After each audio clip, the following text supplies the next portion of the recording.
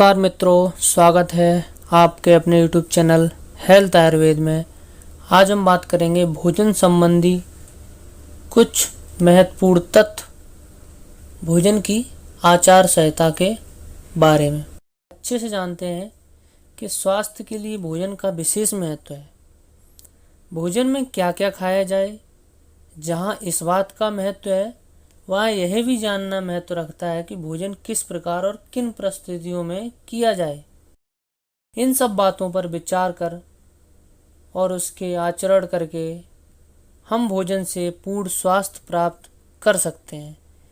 भोजन के संदर्भ में आयुर्वेदानुसार कुछ महत्वपूर्ण तथ्य मैं आपको आज बताता हूँ। नंबर 1, स्निग्ध भोजन। हमारे भोजन में भी घी, तेल आदि प्राकृतिक स्निग्ध द्रव्य उचित मात्रा में होना चाहिए। आजकल हृदय रोग, ब्लड प्रेशर और मोटापे आदि के डर से प्राय लोग घी आदि का तेल बिल्कुल न करके रूखा भोजन करते हैं। यह बिल्कुल गलत है, क्योंकि जहाँ घी, तेल आदि से भोजन स्वादिष्ट बनता है, भोजन करने की रुचि उत्पन्न होती है, वहीं भोजन मुलायम भी बनता है। इससे पाचक अग्नि तीव्र होती है, भोजन सुपाच्य बनता है, पचने में कोई दिक्कत नहीं होती, बल व आयु की वृद्धि होती है, इंद्रियां दृढ़ बनती हैं और रंग में निखार आता है। घी आदि स्निग्ध पदार्थों के सेवन से वात का नाश होता है और मल विसर्जन में भी सुविधा होती है। घी को त्याग करने की अपेक्षा आप अपने आराम को छोड़ें, आलस को छोड़ें। आराम तलबी का त्याग कर श्रमशीलता व व्यायामशीलता अपनानी चाहिए। ऐसा करने पर स्निग्ध भोजन के लाभ से आपको वंचित नहीं रहना पड़ेगा।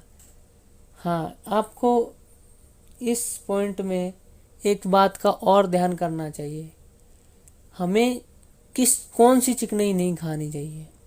हमें कौन सी चिकनाई नहीं खानी चाहिए।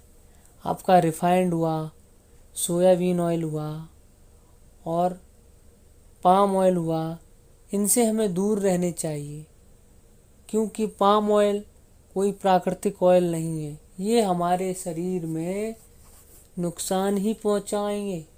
डॉक्टर आपको रिफाइंड ऑयल खाने से मना करता है, घी खाने से आपको कोई मना नहीं करता। अब हम बात करते हैं दूसरे नंबर पॉइंट, ताज़ा और गर्म भोजन। भोजन हमेशा ताज़ा और गर्म होना चाहिए। ऐसा भोजन स्वादिष्ट होने के साथ पाचक अग्नि को बढ़ाने वाला, सुपाच्य और वात का नाश करता है। यह पौष्टिक भी होता है, जबकि बासी और ठंडा भोजन भारी, तामसिक और अपौष्टिक होता है। आयुर्वेद के अनुसार आहार को फ्रिज आदि में रखकर बाद में गर्म करके उचित नहीं है। न ही प्रिजर्वेटिव्स आदि पदार्थ डालकर सुंदर भोजन को सुरक्षित रखने और डिब्बाबंद पेय, केक, पेस्ट्री आदि के सेवन को उचित माना नहीं गया है। आज दुनिया में महामारी की तरह बढ़ते हुए मोटापे के कारण भी जंक फूड, फास्ट फूड व डिब्बाबंद फूड हैं। इस विषय में हम सबको ध्यान देना चाहिए, क्योंकि दुनिया में अधिकांश रोग अनुचित आहार सेवन से ही उत्पन्न होते हैं।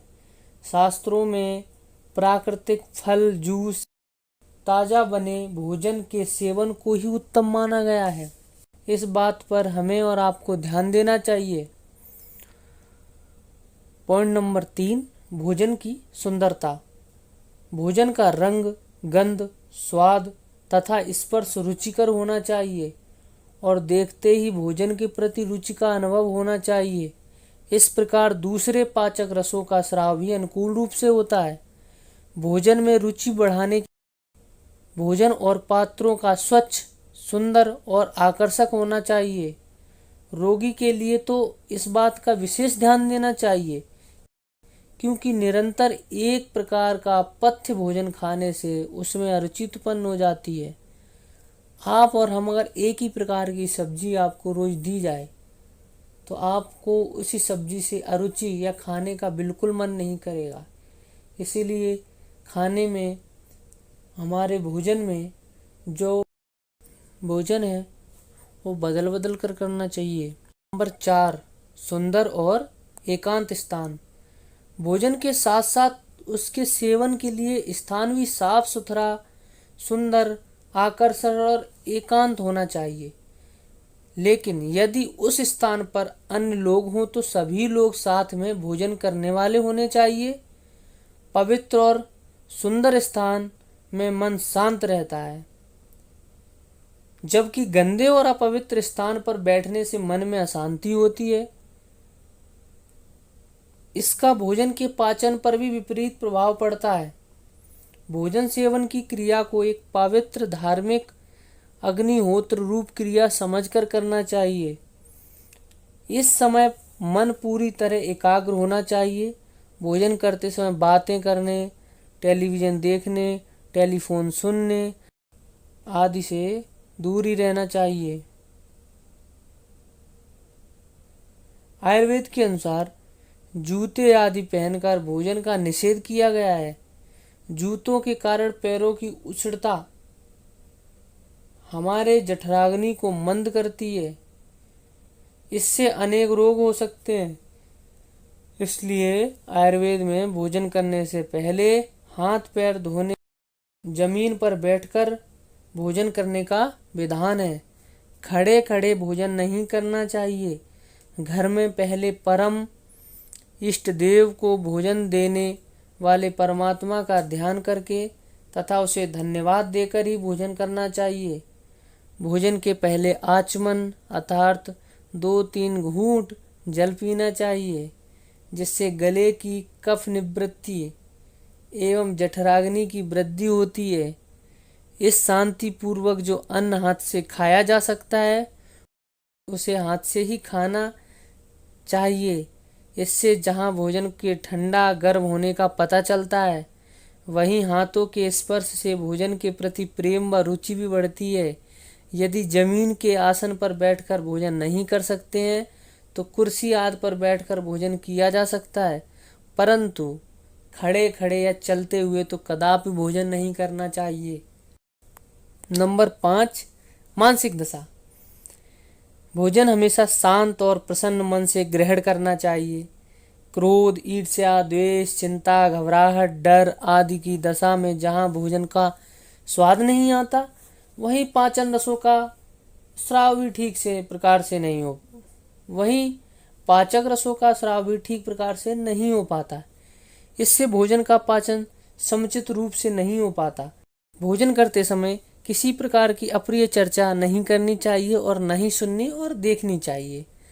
अब हम बात करते हैं नंबर 6, भोजन का उचित समय। भोजन का उचित समय।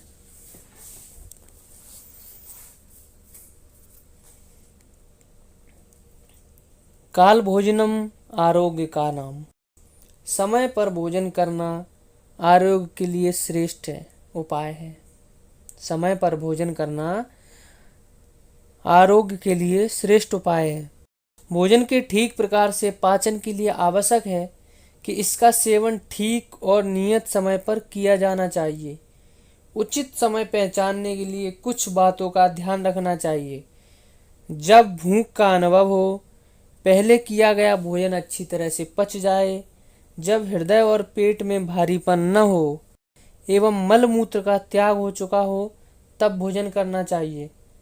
अन्यथा पूर्व भोजन का अधपचा रस और किए जा रहे भोजन का रस आपस में मिलकर सभी दोषों को कुपित कर देंगे और रोगों को उत्पत्ति होगी। पित्त वृद्धि के समय मध्याह्न में 12 से 2 बजे तक के समय में भोजन किया जाना चाहिए, तो इससे भोजन शीघ्र और अधिकांश अंश में पचता है और शरीर अधिक पुष्ट होता है। ऐसा देखा गया है कि भोजन का निश्चित समय आने पर अपने आप ही कुछ खाने की इच्छा उत्पन्न हो जाती है।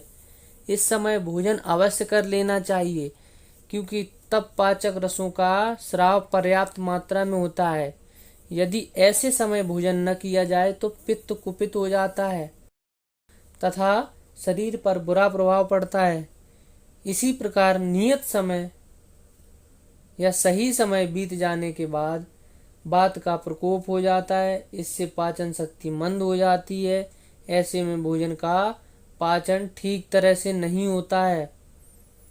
यदि भूख लगने पर भी भोजन न किया जाए तो शरीर में कमजोरी, कृशता, अंगमर्द मतलब शरीर का दर्द से टूटना, तंद्रा मतलब सुस्ती, थकावट, अरुचि, त्वचा के रंग में बदलाव, दृष्टि में कमी आदि विकार उत्पन्न होने लगते हैं।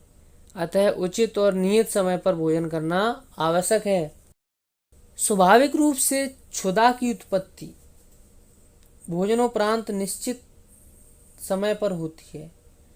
ऐसी अवस्था में कुछ न कुछ ग्रहण किया जाना चाहिए, क्योंकि इस अवस्था के दौरान सारे पाचक रसों का स्राव होता है। अगर इस अवस्था के दौरान कुछ खाद्य पदार्थ ग्रहण नहीं किया जा सकता है तो पित्त दोष प्रकुपित होकर शरीर को हानि पहुंचाता है। क्षुधानाश के पश्चात भोजन ग्रहण करने से इसका पाचन उचित रूप से नहीं हो पाता है और एवं वात दोष प्रकोपित हो जाता है। प्रकुपित, कुपित दो शब्द आए। कुपित का शब्द है कि शरीर में जिस प्रकार वात और कफ होना चाहिए उस समय अगर हम उसको कुपित बोल रहे हैं तो या वो बढ़ गया है जो नॉर्मल रहना चाहिए या कम हो गया हो, उसको हम कुपित या प्रकुपित बोलते हैं। पॉइंट नंबर 7, पूरे पोषक तत्व प्राप्त करने के लिए भोजन का सेवन संतुलित मात्रा में करना चाहिए। भोजन के बाद पेट का 1/3 भाग खाली रहना चाहिए, जिससे पाचक रस और कफ भोजन के साथ अच्छी तरह मिलकर उसका पाचन कर सके और वात की गति भी ठीक प्रकार से हो सके। भोजन के पश्चात यदि पेट में दबाव व भारीपन और पार्श्वों में तनाव न हो, छाती में रुकावट और भारीपन न हो, भूख प्यास शांत हो, उठने बैठने सोने चलने हंसने श्वास लेने और छोड़ने एवं बातचीत करने में किसी प्रकार की कठिनाई न हो, तो समझना चाहिए कि भोजन की मात्रा उचित है। इसी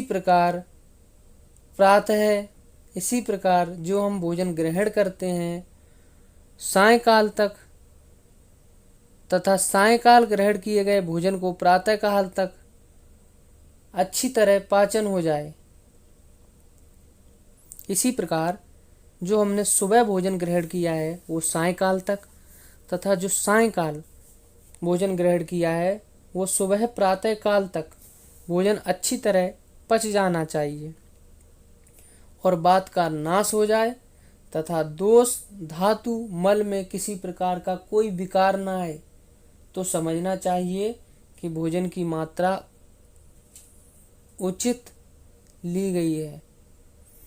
भोजन की मात्रा का निर्णय करने के लिए मनुष्य को अपनी प्राकृतिक आयु, पाचक अग्नि की शक्ति, द्रव्यों का लघुत्व और अग्नि की तीव्रता पर विचार करना चाहिए।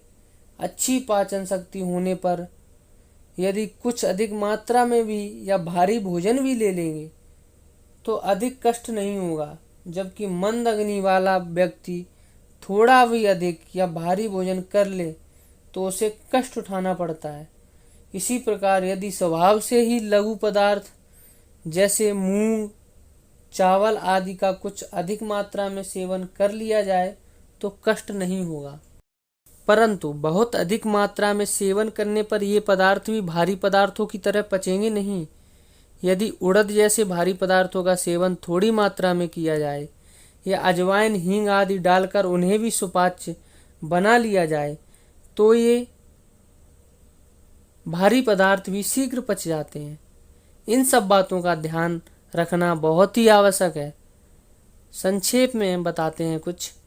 आवश्यकता से कम मात्रा में किया गया भोजन संतोष, तृप्ति व पूरी ऊर्जा प्रदान नहीं कर पाता, जबकि अधिक मात्रा में किए गए भोजन आलस्य, भारीपन, मोटापे और अपच आदि विकार उत्पन्न करता है। इससे हमें ये पता लगता है, भूख लगने पर व्यक्ति को अपनी पाचन शक्ति के अनुरूप न कम न अधिक अपति मितु अर्थात नपातुला भोजन करना चाहिए। बात करते हैं पॉइंट नंबर 8, भोजन चबाकर खाना चाहिए। सबसे पहले भोजन मुख में जाता है, जहाँ इसमें सलाइवा मिलता है या हम लाला स्राव भी कहते हैं। भोजन को दांतों से जितना अधिक चबाया जाता है, उतना ही अधिक उसमें लार का स्राव मिल जाता है। इससे ठोस पदार्थ द्रव रूप में बदल जाते हैं तथा भोजन की पाचन क्रिया सफलतापूर्वक संपन्न हो जाती है। इसके विपरीत ठीक प्रकार न चबाने से ठोस व कठोर पदार्थ ही निगल लिए जाते हैं। इनको आमाशय आदि कोमल अंग समुचित रूप से मुलायम नहीं बना पाता। परिणाम स्वरूप एक तो आमाशय आदि अंगों को अधिक मेहनत करनी पड़ती है, जिससे वे कमजोर हो जाते हैं। दूसरे, भोजन को पाचन पूरी तरह से नहीं हो पाता है और अजीर्ण मतलब भोजन पेट पर डला डला सड़ता रहता है। कब्ज, गैस जैसे रोग उत्पन्न हो जाते हैं। चबाकर मुलायम किया हुआ ही भोजन निगलना चाहिए, बिना चबाए ठोस पदार्थ के रूप में नहीं। हमारे यहाँ कहा गया है कि ठोस पदार्थ को पियो, तरल पदार्थ को चबाकर खाओ। इसका क्या तात्पर्य है? इसका ये तात्पर्य है, ठोस को तब तक चबाओ कि जब तक वह तरल पेय जैसा न बन जाए। इसी प्रकार तरल को इस तरह धीरे धीरे पियो कि लगे चबाकर खा रहे हो। ऐसा करने पर इनका पाचन सरलता से हो जाता है। नंबर 9, सात में है ऋतु सात्म। विशेष मौसम में हितकर पदार्थ जैसे शिशिर ऋतु में तिक्त और रुक्ष पदार्थ सात्म होते हैं और ग्रीष्म ऋतु में शीतल पदार्थ। रोग सात्म किसी विशेष रोग में हितकर पदार्थ जैसे सर्दी जुखाम में अदरक, शहद आदि हैं। इन बातों को ध्यान में रखकर किया गया भोजन स्वास्थ्य की रक्षा करता है और रोगों से बचाता है। भोजन करते समय यदि इन सब नियमों का पालन किया जाए तो ऐसा भोजन शरीर को पुष्ट करता है, सभी दोषों और धातुओं को स्वस्थ अवस्था में रखता है और मल मूत्र आदि के ठीक प्रकार से विसर्जन में सहायक होता है। ये भोजन संबंधी सब नियम मिलकर ही आहार संहिता कहलाते हैं। प्रत्येक व्यक्ति को भोजन ग्रहण करने के कार्य को बहुत महत्वपूर्ण और निजी कार्य समझना चाहिए। अपने व्यस्त जीवन में से भोजन का समय अपने लिए सुरक्षित रखना चाहिए। इस व्यक्तिगत कार्य को बहुत श्रद्धा और एकाग्रता से करना चाहिए। इस प्रकार पथ्य और उचित आहार लेने वाला व्यक्ति पहले तो रोगी ही नहीं होता, यदि किसी कारणवश हो भी जाए तो परहेज पूर्वक भोजन से रोग बढ़ता नहीं है और स्वस्थ ठीक हो जाता है। तो परहेज पूर्वक भोजन से रोग बढ़ता नहीं है और स्वतः ठीक हो जाता है। इस प्रकार औषधि की आवश्यकता नहीं होती। इसके विपरीत यदि मनुष्य अच्छी से अच्छी औषधि का सेवन तो करता है परंतु पथ्य परहेज नहीं करता तो भी रोग ठीक नहीं होता, उसकी औषधि व्यर्थ हो जाती है। गलत आहार विहार रोग बढ़ाने में कारण है। आपको जिस समय जो खाना चाहिए आप उस समय वो खा नहीं रहे, जिस समय नहीं खाना चाहिए आप उस समय खा रहे हैं, तो ये रोग बढ़ाने के मुख्य कारण है। और कारण को दूर किए बिना रोग नष्ट नहीं हो सकता।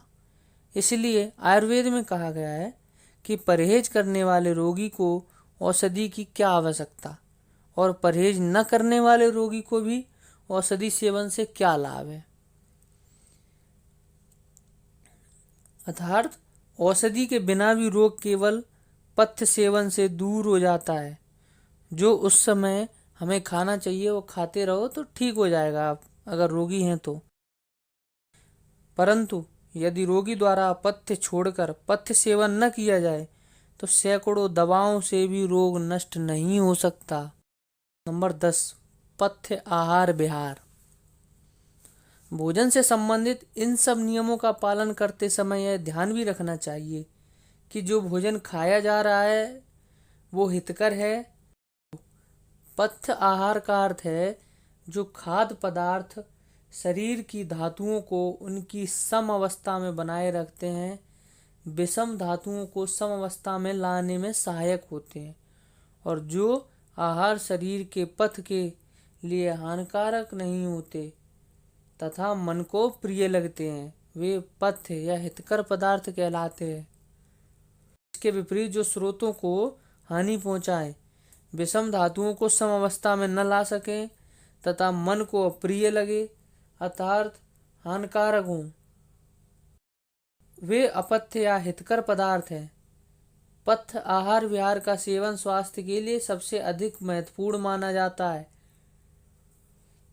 ये पथ्य और अपथ्य आहार विहार भी प्रत्येक व्यक्ति की आयु, शारीरिक अवस्था, प्रकृति, रोग, द्रव्य की मात्रा, दूसरे द्रव्य के साथ संयोग आदि के अनुसार अलग अलग हो सकते हैं। जो पदार्थ एक व्यक्ति के लिए पथ्य या हितकर है वही दूसरे के लिए भी पथ्य होगा, यह आवश्यक नहीं है। जैसे उष्ण प्रकृति वाले को ठंडे पदार्थ पथ्य हैं, मतलब जैसे जो गर्म प्रकृति का व्यक्ति है उसके लिए ठंडे पदार्थ पथ्य हैं, हितकर हैं, पर शीत प्रकृति वालों के लिए हानिकारक है। शीत प्रकृति वालों के लिए गर्म पदार्थ लाभकारी हैं तो उष्ण प्रकृति वालों के लिए नहीं है। दस्त वालों के लिए दूध हानिकारक है, अपथ्य है, पर दही पथ्य है, किंतु कब्ज वालों के लिए दूध पथ्य है पर दही पथ्य नहीं है। जो खाद्य पदार्थ शरीर की धातुओं को उनकी सम अवस्था में बनाए रखे, विषम धातुओं मतलब असंतुलित धातुओं को सम अवस्था में लाने में सहायक होते हैं, और जो आहार शरीर के पथ स्रोतों के लिए हानिकारक नहीं होते तथा मन को प्रिय लगते हैं, वे पथ्य या हितकर पदार्थ कहलाते हैं। कुछ पदार्थ स्वभाव से ही पथ्य होते हैं, हितकर होते हैं, जो कुछ अपथ्य हितकर भी होते हैं, जो कुछ अपथ्य अहितकर भी होते हैं। जैसे साष्टिक मतलब सांठी चावल, साली चावल, मूंग, सेंधा नमक, आंवला, मुनक्का। जो अंतरिक्ष का जल मतलब वर्षा का जल, गाय का दूध, गाय का घी तथा मधु, ये स्वभावतः हितकर होते हैं। इसके विपरीत अधपके मतलब कच्चे की फल, इसके विपरीत अधपके कच्चे फल, अधिक तीखे चरपरे पदार्थ, लाल मिर्ची आदि, अधिक खट्टे पदार्थ, इमली, आमचूर आदि तथा खाद्य पदार्थ को सड़ाकर बनाए हुए केमिकल द्वारा संरक्षित पदार्थ, ये सभी स्वभाव से ही अहितकर होते हैं। इनमें यदि हितकर पदार्थों का सेवन मात्रा, प्रकृति आदि के अनुसार विधि पूर्वक न किया जाए तो वे भी अहितकर पदार्थों के ही समान ही हो सकते हैं। अतः मात्रा, देश, आयु, ऋतु आदि का भली प्रकार विचार कर अपने लिए पथ्य मतलब हितकर आहार और विहार को चुन लेना चाहिए। शरीर अन्न से ही बना है, परीक्षा करके पथ्य आहार का सेवन करना चाहिए। लोभ अथवा अज्ञान के कारण अपथ्य आहार का सेवन कभी भी नहीं करना चाहिए।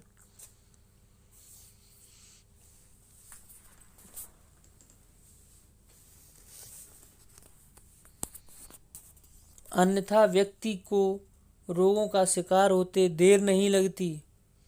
जो भी आहार हम लेते वह हमारे शरीर का सप्त धातुओं के रूप में हिस्सा बनकर आजीवन हमारे साथ रहता है। अतः एक बार भी गलत आहार या अभक्ष्य पदार्थ हम न खाएं, यही हमारे लिए शुभ है, अच्छा है। इसी प्रकार जो भी हम विचार करते हैं वह विचार भी हमारे मस्तिष्क में जाकर रसायन के रूप में रूपांतरित हो जाता है। वह केमिकल हमारे शरीर का स्थायी हिस्सा बन जाता है। एक बार भी लिया हुआ आहार, चाहे वह शराब व तंबाकू आदि हो या दूध, साग सब्जी, अन्न व फलादि हो, तथा एक बार भी किया हुआ विचार, चाहे वह दुख, निराश, तनाव, अशांति, काम, क्रोध व चिंता आदि बढ़ाने वाला हो या सुख, शांति, संतुष्टि, तृप्ति देने व खुशी देने वाला हो, हमारे शरीर का, मन का हिस्सा बन जाता है। इस प्रकार आहार व विचार हमारे डीएनए से लेकर हमारी बॉडी के पूरे स्ट्रक्चर व कैरेक्टर पर बहुत ही गहरा प्रभाव पड़ता है। इसी से हम रोगी या निरोगी होते हैं। यदि हम एक बार भी गलत आहार व गलत विचार के शिकार न हो तो जीवन में सदा सुखी व स्वस्थ रह सकते हैं। नंबर 10, विरुद्ध आहार एवं हितकारी संयोग। आपको हमने जो कुछ बताया है कि जिस प्रकार पथ्य या हितकारी आहार के सेवन से स्वास्थ्य की रक्षा होती है और दोष अपनी सम अवस्था में बने रहते हैं, उसी प्रकार अपथ्य या अहितकारी आहार के सेवन से स्वास्थ्य का नाश और दोषों का प्रकोप होता है। यह आहार भी अनेक प्रकार का हो सकता है। कुछ खाद्य पदार्थ तो प्रकृति से ही दोषों का प्रकोप करने वाले होते हैं, रोगकारक, भारी आदि होने से अपत्य होते हैं, परंतु कुछ प्राकृतिक रूप से और अकेले तो बहुत गुणकारी और स्वास्थ्यवर्धक होते हैं। लेकिन जब इन्हीं पदार्थों को किसी अन्य खाद्य पदार्थ के साथ लिया जाए अथवा किसी विशेष समय या ऋतु में या किसी विशेष वस्तु में बनते हैं तो ये विरुद्ध आहार कहलाते हैं, क्योंकि ये रस, रक्त आदि धातुओं को दूषित करते हैं, दोषों को प्रकोपित करते हैं, मलों को शरीर से बाहर नहीं निकलने देते हैं। अनेक बार कुछ गंभीर रोगों की उत्पत्ति का कोई साफ कारण दिखाई नहीं देता। वस्तुतः उनका कारण विरुद्ध आहार होता है, क्योंकि आयुर्वेद में कहा है कि इस प्रकार के विरुद्ध आहार का निरंतर सेवन करते रहने से ये शरीर पर धीरे धीरे दुष्प्रभाव डालते हैं और धातुओं को दूषित करते रहते हैं। विरुद्ध आहार बहुत सारे रोगों का कारण बनता है। ये विरुद्ध आहार अनेक प्रकार के होते हैं। नंबर 1, देश की दृष्टि से विरुद्ध आहार, जैसे नमी प्रधान स्थानों में नमी वाले स्निग्ध, शीतल व शीत गुण वाले पदार्थों का सेवन। नंबर 2, काल की दृष्टि से विरुद्ध आहार, जैसे शीत ऋतु में शीतल, रुक्ष, रस प्रधान एवं हल्के पदार्थों का सेवन। नंबर 3, पाचक अग्नि की दृष्टि से, जैसे मंद अग्नि वाले व्यक्ति द्वारा भारी, स्निग्ध, ठंडे और मधुर रस वाले या मिठास युक्त भोजन या पदार्थों का सेवन। मात्रा की दृष्टि से, शहद और घी का समान मात्रा में सेवन करना विष के समान है, परंतु विषम मात्रा में सेवन करना अमृत माना गया है। सात्म की दृष्टि से, जैसे प्रतिदिन चावल खाने के अभ्यासी व्यक्ति द्वारा गेहूं, जौ आदि का सेवन। दोषों की दृष्टि से, जैसे वात प्रकृति वाले मनुष्य द्वारा वातवर्धक पदार्थ तथा कफ प्रकृति वाले मनुष्य द्वारा कफवर्धक पदार्थ का सेवन। 7,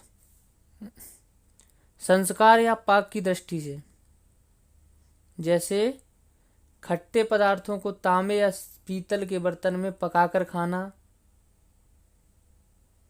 वीर की दृष्टि से, शीत वीर्य पदार्थों का उष्ण वीर पदार्थों के साथ खाना, जैसे शीत वीर्य संतरा, मौसमी, अनानास आदि को दही अथवा लस्सी के साथ सेवन करना। कोष्ठ की दृष्टि से क्रूर कोष्ठ अर्थात वात बहुल कोष्ठ, उदर मतलब पेट वाले व्यक्तियों में मल विसर्जन की क्रिया स्वभावतः कठिनाई से होती है। वात प्रकोप के कारण ऐसे व्यक्ति सख्त मल का त्याग करते हैं। इसी प्रकार मध्य कोष्ठ अर्थात कफ बहुल उदर व्यक्ति वाले में भी मल विसर्जन क्रिया कुछ कठिनाई से होती है। ऐसे व्यक्ति द्वारा लघु कब्जकारक, वातवर्धक व कफ वर्धक पदार्थों का सेवन करना कोष्ठ की दृष्टि से विरुद्ध आहार है। इसी प्रकार जो मृदु कोष्ठ अर्थात पित्त बहुल उदर होते हैं, जिनमें मल विसर्जन की क्रिया सुविधापूर्वक द्रव रूप में होती है, ऐसे व्यक्ति द्वारा चरपरे सर्वरेचक द्रव्यों का सेवन भी कोष्ठ की दृष्टि से विरुद्ध आहार की श्रेणी में आता है। शारीरिक अवस्था की दृष्टि से जैसे अधिक चर्बी वाले व्यक्ति, मोटे व्यक्ति द्वारा स्निग्ध पदार्थों जैसे घी, मक्खन, तेल आदि का सेवन तथा छीड़ मतलब पतले मनुष्य द्वारा रुक्ष और हल्के पदार्थों का सेवन। क्रम की दृष्टि से जैसे नित्य क्रम, मलमूत्र त्याग, स्नान आदि से पहले खाना खाना, भूख न लगने पर भी भोजन करना तथा अधिक भूख लगने पर भी भोजन न करना।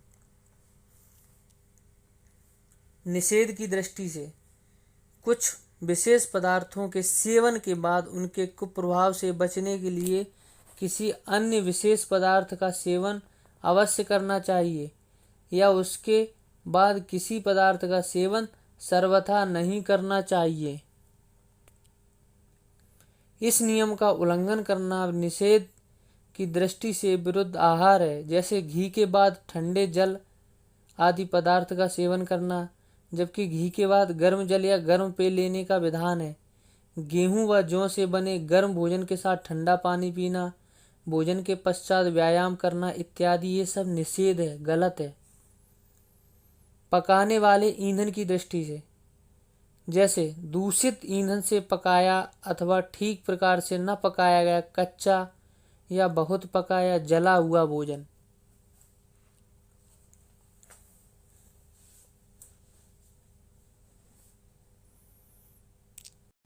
संयोग की दृष्टि से कुछ पदार्थों को एक साथ या आपस में मिलाकर खाना संयोग की दृष्टि से विरुद्ध आहार है। जैसे खट्टे पदार्थों को दूध के साथ खाना और दूध के साथ तरबूज व खरबूजा खाना, दूध के साथ लवण युक्त पदार्थों का सेवन करना, ये गलत है।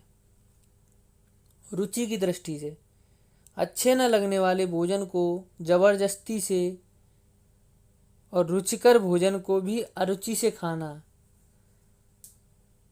गुण संपत्ति मतलब उत्कृष्टता की दृष्टि से रस रहित उत्पन्न होकर नष्ट हुए रस वाले विकार युक्त रस वाले द्रव्यों का सेवन करना। विधि की दृष्टि से भोजन संबंधी आचार संहिता का पालन न करते हुए आहार करना, इन सभी प्रकार के विरुद्ध आहारों के उदाहरण हम आपको बताएंगे। किसके साथ क्या विरुद्ध है, किसके साथ क्या नहीं खाना चाहिए। दूध के साथ क्या नहीं खाना चाहिए सुनिए। दही, नमक, मूली के पत्ते, अन्य कच्चे सलाद, सहजन, इमली, खरबूजा, बेलफल, नारियल, अमृताक मतलब अम्बाड़ा, नींबू, लिकुच मतलब बड़हल, करौंदा, कमरख, जामुन, कैथा, पारावत, अनार, आंवला, गलगल, तरोई, गुड़, तिलकुट, कुल्थी, उड़द, मोठ, निष्पाव, कंगू, वनक, सत्तू, तेल आदि अन्य प्रकार के खट्टे फल या खटाई, मछली आदि विरुद्ध हैं। इनको दूध के साथ नहीं खाना चाहिए। दही के साथ क्या नहीं खाना चाहिए? खीर, दूध, पनीर, गर्म पदार्थ व गर्म भोजन, खीरा, खरबूजा, ताड़ का फल आदि विरुद्ध हैं। खीर के साथ क्या नहीं खाना चाहिए?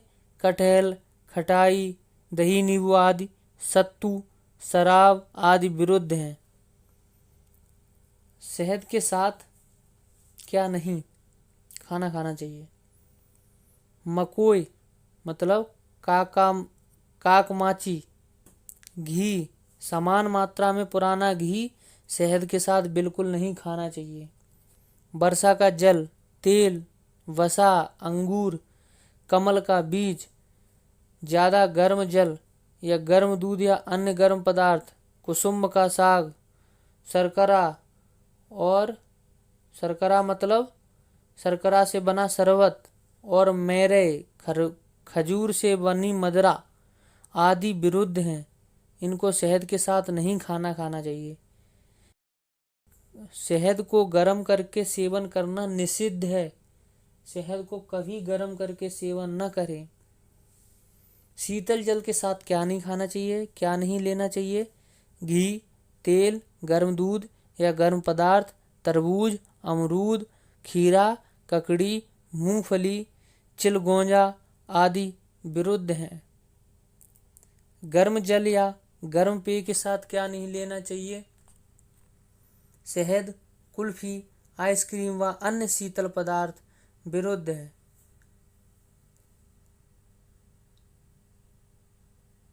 घी के साथ क्या नहीं लेना चाहिए? समान मात्रा में शहद, ठंडा जल विरुद्ध है। खरबूजा के साथ क्या नहीं लेना चाहिए? लहसुन, दही, दूध, मूली के पत्ते, पानी आदि विरुद्ध हैं।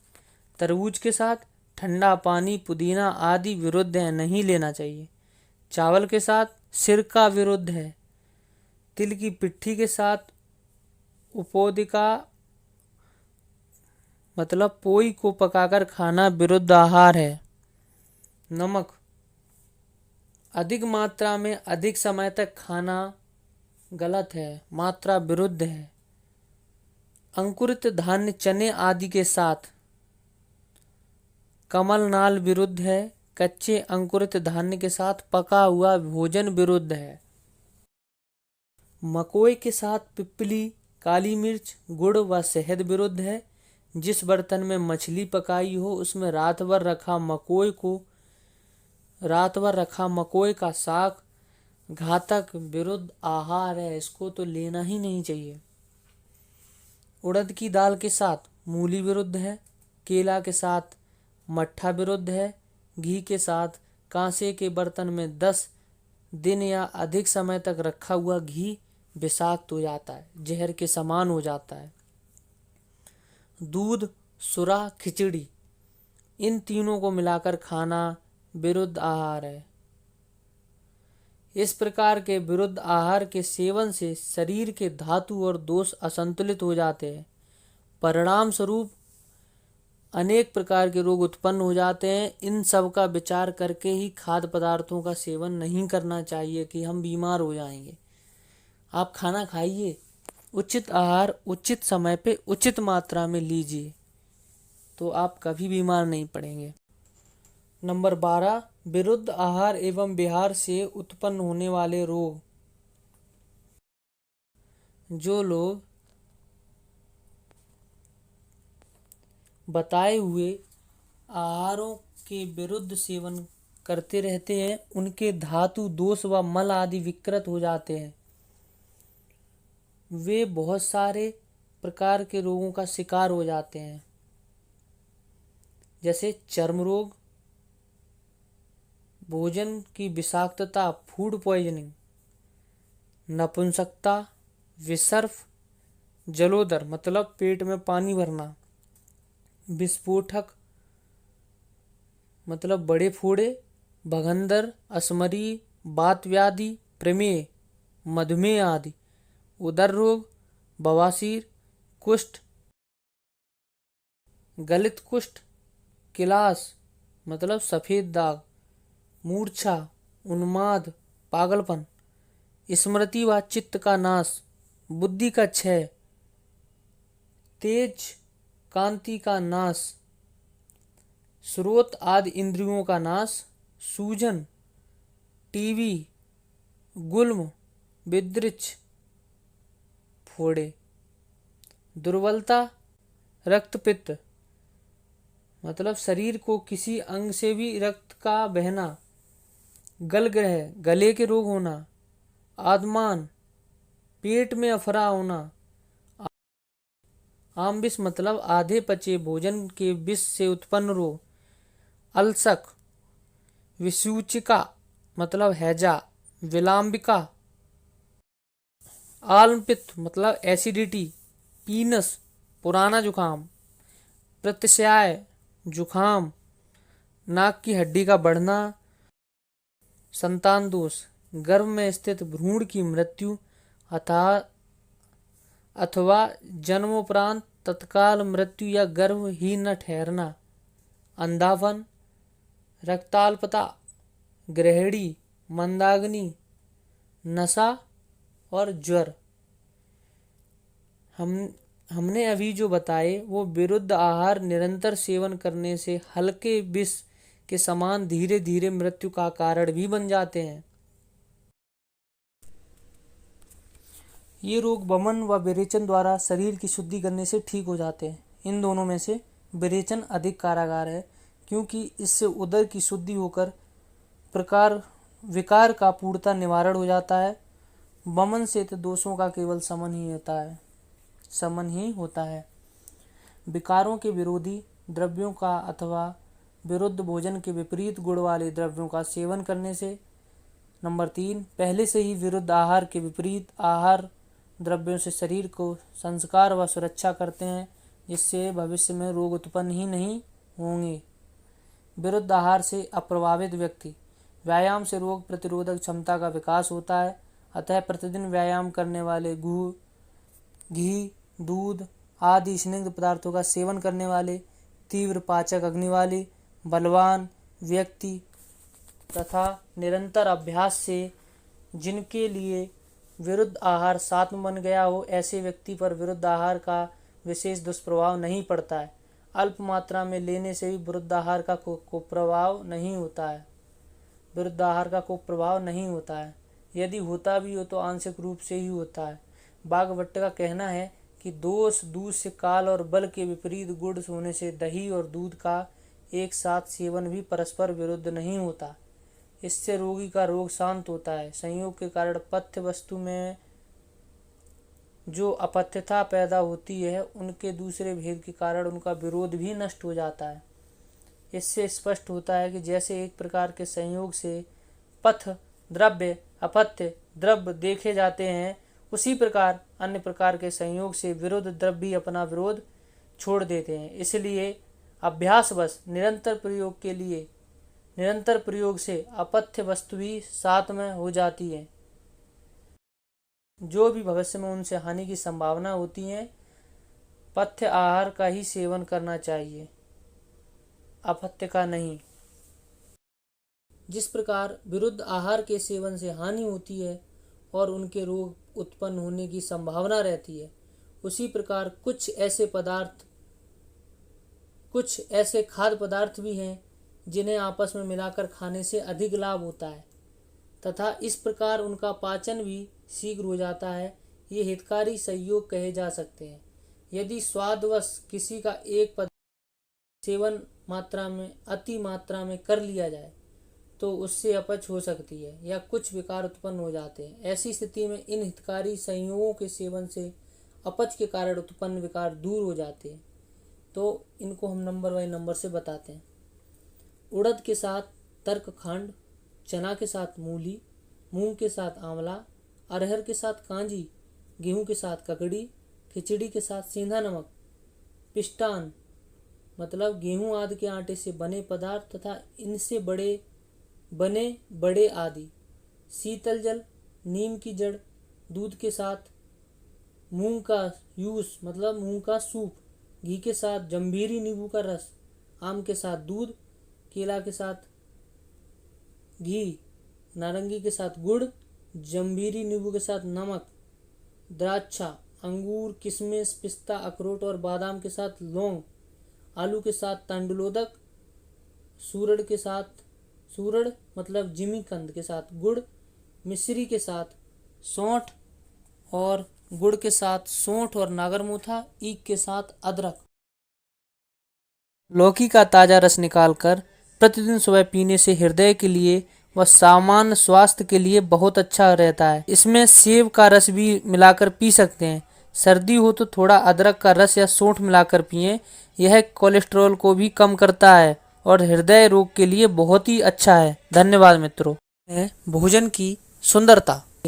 भोजन और पात्रों का स्वच्छ, सुंदर और आकर्षक होना चाहिए। रोगी के लिए तो इस बात का विशेष ध्यान रखना चाहिए, क्योंकि निरंतर एक प्रकार का पथ्य भोजन खाने से उसमें अरुचि उत्पन्न हो जाती है। इसलिए भोजन हमें अलग अलग तरह के, भिन्न भिन्न तरह के बना के खाने चाहिए।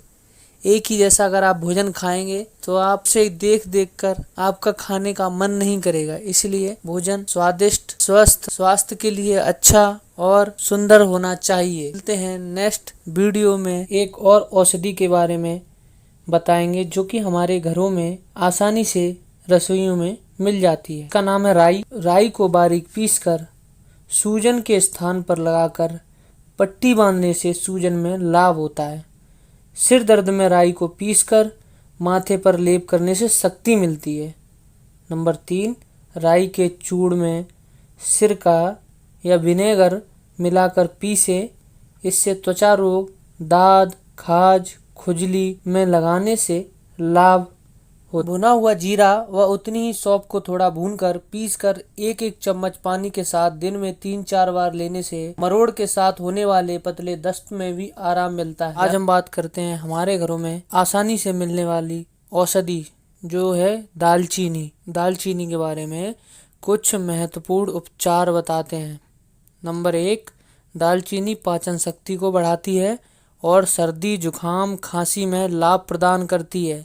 नंबर 2, दालचीनी का पेस्ट बनाकर उसमें अदरक, लौंग तथा इलायची मिलाकर पीने से वात एवं कफ के विकारों का शमन होता है, कफ के विकारों को खत्म करती है।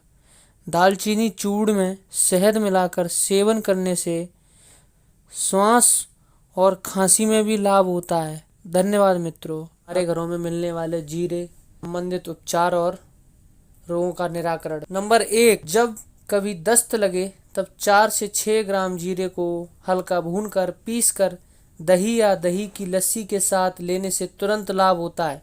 नंबर 2, भुना हुआ जीरा व उतनी ही सौंफ को थोड़ा भूनकर पीसकर एक एक चम्मच पानी के साथ दिन में 3-4 बार लेने से मरोड़ के साथ होने वाले पतले दस्तों में भी लाभ होता है। नंबर 3, 5 से 7 ग्राम जीरे को 500 मिली पानी में पकाकर चौथाई भाग बचने पर प्रतिदिन 2 बार पीने से आंतों के कीड़े मर जाते हैं। नंबर 4, 3 से 4 ग्राम जीरे का पानी में उबालकर छानकर मिश्री मिलाकर पीने से मूत्र विकार व प्रदर रोग आदि में लाभ होता है। नमस्कार दोस्तों, स्वागत करते हैं आपके अपने यूट्यूब चैनल हेल्थ आयुर्वेद में। आज हम बात करेंगे हींग के 2 महत्वपूर्ण उपचार के बारे में। नंबर 1, हींग को जल में घिसकर नाभि के आसपास लेप करने से पेट के दर्द में लाभ होता है। नंबर 2, हींग को दूध में घिसकर वक्ष प्रदेश मतलब छाती में लेप करने से सर्दी व जुकाम में लाभ होता है। उसका दूसरा उपस्तंभ है निद्रा। निद्रा हमारे स्वास्थ्य का दूसरा महत्वपूर्ण उपस्तंभ निद्रा है। पूरे दिन की विभिन्न क्रियाओं के पश्चात जब मनुष्य का शरीर और मन पूरी तरह थक जाते हैं, इंद्रियां शिथिल हो जाती हैं, तो नींद घेरती है। यह नींद ईश्वरीय वरदानों में अमूल्य है। हम कल्पना कर सकते हैं कि यदि इस सृष्टि अवस्था में से केवल नींद को हटा दिया जाए तो कुछ दिनों में संसार एक पागल खाने के रूप में बदल जाएगा। इंद्रियों और मन सहित शिथिल और निष्क्रिय हुआ शरीर निद्रा देवी की गोद में जाकर पुनः तरोताजा और स्फूर्तिमान हो जाता है। तभी तो शिशु के तीव्र शारीरिक और मानसिक विकास के लिए ईश्वर ने 24 घंटों में से लगभग 18 और 20 घंटे सोने की व्यवस्था की है, जो छोटे बच्चे हैं, शिशु। जबकि एक स्वस्थ और वयस्क व्यक्ति के लिए एक दिन में 6 से 8 घंटे की नींद पर्याप्त और हितकर है। उचित समय पर गाढ़ी नींद में सोने से प्रसन्नता, पुष्टि, शक्ति, पौरुष, ओज, तेज, क्रांति, ज्ञान और आयु की वृद्धि होती है। इसके विपरीत नींद न आने से मनुष्य कमजोर, दुबला पतला, निस्तेज, नपुंसक, जड़ बुद्धि और मानसिक रूप से दुखी व चिड़चिड़ा हो जाता है। यह ध्यान रखना आवश्यक है कि प्रातः जल्दी उठना और रात को जल्दी सोना ही स्वास्थ्यप्रद है। यह भारतीय संस्कृति के अभिन्न अंग रहा है। कहा भी गया है, ब्राह्मे मुहूर्ते बुद्धेत पुरुषो रक्षार्थमायुषः। अंग्रेजी में भी यह कथन प्रसिद्ध है, early to bed and early to rise make a man healthy, wealthy and wise. परंतु आज भोगवाद और भौतिकवाद, या हम ऐसे चारों तरफ से भौतिकवाद से घिरे हुए हैं कि देर रात तक 12 से 1 बजे तक सोना और सुबह देर से 8 से 9 बजे तक उठना सभ्यता की निशानी बन गई है। यह शरीर व मन के स्वास्थ्य की दृष्टि से बहुत घातक है। इस नियम में यह स्मरण रखना भी परम आवश्यक है कि जहां अनिद्रा या कम सोना स्वास्थ्य के लिए हानिकारक है, वहीं अधिक सोना भी आलस्य, निष्क्रियता, कफ प्रकोप, मोटापा, मंदाग्नि आदि रोगों का जनक है। आपने इस पूरे टॉपिक पे ये चीज देखा है कि न तो हमारे स्वास्थ्य के लिए ज़्यादा सोना अच्छा है, न ज़्यादा जागना अच्छा है। आप सही समय पे सोइए, सही समय पे जागिए और आप लिमिट का ही सोइए। ज़्यादा सोने से भी आपको प्रॉब्लम होती है, ज़्यादा जागने से भी प्रॉब्लम होती है। आजकल हमारे देश में 40% युवाओं को और लोगों को नींद न आने की समस्या है। क्यों? वो देर रात तक जगते हैं तो सुबह देर तक उठते हैं। तो हमारी जो शरीर की जो सोने की प्रक्रिया है, जो सोने का सही समय है और जागने का सही समय है, वो बिगड़ जाता है। इसलिए हमारे शरीर का स्वास्थ्य में बहुत ही गहरा प्रभाव और असर डालता है और हम स्वास्थ्य के प्रति सजग नहीं रहते, स्वस्थ नहीं रहते और बीमार होने लगते हैं। आप सही समय पे सोइए, सही समय पे जागिए। आजकल हमारे देश में 40% लोगों को नींद न आने की सबसे बड़ी समस्या है। उसका मुख्य कारण सिर्फ मोबाइल चलाना, देर रात तक टीवी देखना, जागना है। अगर आप सही समय पे जगेंगे और सही समय पे सोएंगे तो आप अपने आप को बीमारियों से बचा सकते हैं, स्वस्थ रहेंगे। इसलिए हमारे जीवन में भगवान ने जो निद्रा दी है वो बहुत ही अच्छी और वो है, क्योंकि हम नींद लेने से तरोताज़ा हो जाते हैं। इसलिए आप अच्छे से सोइए, अच्छे से खाइए और अच्छे से रहिए और स्वस्थ रहिए। हम यही कामना करते हैं। आज हम बात करेंगे पानी पीने के नियम। अब आप कहेंगे ये क्या हुआ, पानी पीने में भी कोई नियम है? हाँ है। आयुर्वेद के अनुसार पानी पीने का नियम भी है। तो जानते हैं, क्या आप स्वस्थ रहना चाहते हैं और स्वास्थ्य समस्याओं से दूर रहना चाहते हैं? अगर हाँ, तो आपको पानी पीने के कुछ नियमों का पालन करना चाहिए। हाँ, आयुर्वेद के अनुसार पानी पीने का गलत तरीका स्वास्थ्य संबंधी जटिलताओं को भी जन्म देता है। जानिए आयुर्वेद के अनुसार स्वस्थ रहने के लिए रोजाना कैसे और कितना पानी पीना चाहिए। बात करते हैं पॉइंट नंबर 1 की, बैठकर पानी पिए। आयुर्वेद के अनुसार पीने के पानी का एक महत्वपूर्ण नियम है कि खड़े होने के बजाय बैठकर पानी पिएं। खड़े रहकर पानी पीने से जोड़ों में दर्द होता है और किडनी के विकार भी होते हैं। खड़े होकर पानी पीने के मुख्य नुकसान हैं। जब आप बैठते हैं और पीते हैं तो किडनी बेहतर होती है, क्योंकि आपकी मांसपेशियां और तंत्रिका तंत्र शिथिल होते हैं, जबकि पूर्ण निस्पंदन के बिना खड़े पानी रहने में पानी आगे बहता है। इसके कारण मूत्राशय या किडनी में अशुद्धियां रह जाती हैं, जिससे किडनी की समस्याएं होती हैं। खड़े होकर पीने के कारण पानी एक बल के साथ नीचे आता है और आवश्यक पोषक तत्व शरीर के सभी हिस्सों तक नहीं पहुंच पाता है। हम बात करते हैं नंबर 2 की, एक बार में सारा पानी न पिएं। हमेशा धीरे धीरे पानी पिएं या एक समय में एक घूंट। दिन भर में पानी की एक छोटी घूंट निकलने के बाद सांस लें। जब भी पानी पिएं तो इसे दोहराएं। आप पानी हमेशा घूंट घूंट करके पिएं, क्योंकि आयुर्वेद के अनुसार जब हम पानी का एक छोटा सा घूंट लेते हैं तो हमारे मुंह में लार मिल जाती है। यह पेट के एसिड को संतुलित करने के लिए बहुत प्रभावी है। यह शरीर के 3 दोषों जैसे वात, पित्त और कफ को संतुलन करता है। अब हम बात करेंगे नंबर 3, गर्म पानी पिएं या नॉर्मल पानी पिएं, सामान्य तापमान वाला। आयुर्वेद के अनुसार ठंडा पानी हमेशा स्वास्थ्य के लिए बुरा होता है। ठंडा पानी नदी या नल का नहीं, फ्रिज का पानी। जिस ऋतु में आप रह रहे हो, जिस मौसम में आप रह रहे हो, उस मौसम के तापमान का पानी आप पी सकते हैं। लेकिन अगर यह थोड़ा सा गर्म या गुनगुना है तो और भी बेहतर है। गर्म पानी पाचन, रक्त परिसंचरण की प्रक्रिया में सुधार करता है और कब्ज से बचाता है।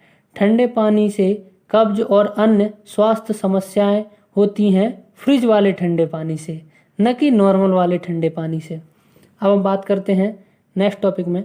सुबह जल्दी पानी पिएं। अपने मुंह को बिना धोए खाली पेट पर सुबह सुबह 2 या 3 गिलास पानी, विशेष रूप से गुनगुना पानी पीने की आदत रखें। सुबह का थूक वास्तव में एक अच्छी दवा है जिसे स्वास्थ्य समस्याओं के इलाज के लिए प्रभावी पाया गया है। इसलिए थूकने के बजाय इसे पानी के साथ अंदर ले लें। सुबह सुबह पानी पीना चयापचय को बढ़ावा देने, वजन कम करने के लिए, कब्ज से राहत और पेट साफ करने के लिए बहुत प्रभावी है। अब हम बात करते हैं भोजन के तुरंत पहले या बाद में पानी न पिएं। यह भी पेयजल के महत्वपूर्ण नियमों में से एक है। ज़्यादातर लोग सोचते हैं कि भोजन करते समय या भोजन के तुरंत बाद पानी पीने से भोजन ठीक से पच जाएगा, लेकिन यह सही नहीं है। यह आदत आपकी पाचन क्रिया को धीमा कर देती है, जिससे एसिडिटी, अपच या कब्ज हो जाता है और खाना पचता नहीं, सड़ता है। आयुर्वेद के अनुसार भोजन करते समय या इसके तुरंत बाद अधिक पानी पीने से आपका पाचन क्रिया धीमा हो जाता है। पानी गैस्ट्रिक रस को पतला करता है।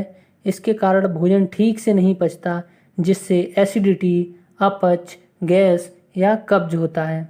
इसलिए भोजन से 40 से 60 मिनट पहले और भोजन के 40 से 60 मिनट बाद भोजन के ठीक से पचने और शरीर द्वारा पोषक तत्वों को ठीक से अवशोषित करने का एक सही तरीका है।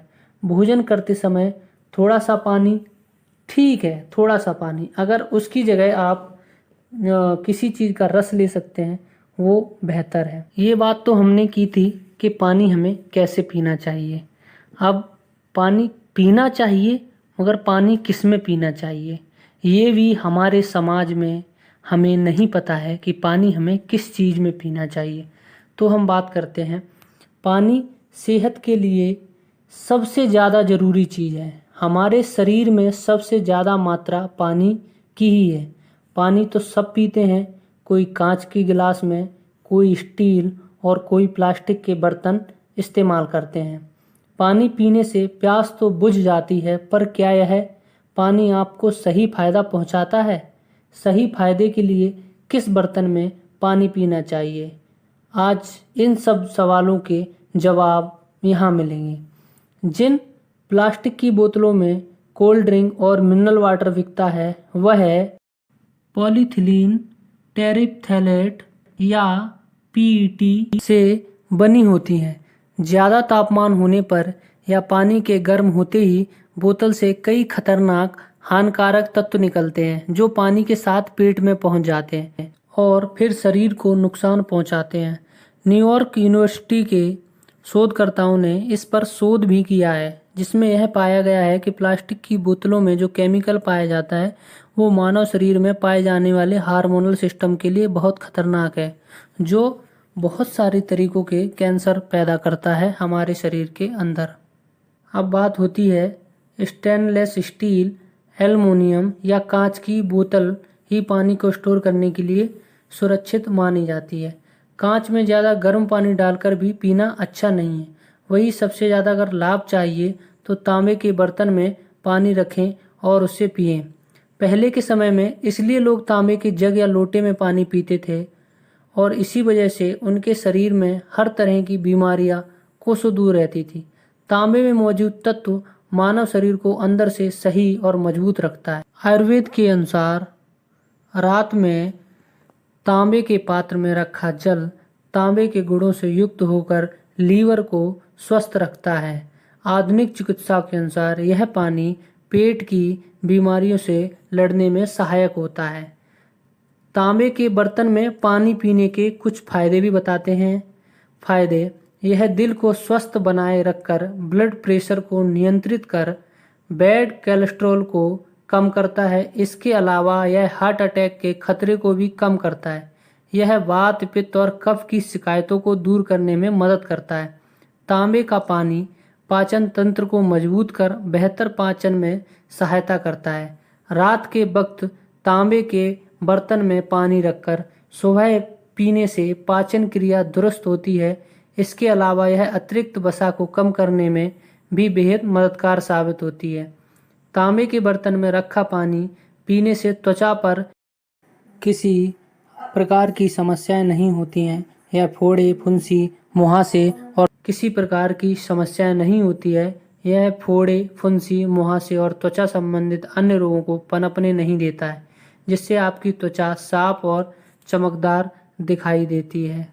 धन्यवाद। करेंगे हमारे घरों में मिलने वाले जीरे संबंधित उपचार और रोगों का निराकरण। नंबर 1, जब कभी दस्त लगे तब 4 से 6 ग्राम जीरे को हल्का भूनकर पीसकर दही या दही की लस्सी के साथ लेने से तुरंत लाभ होता है।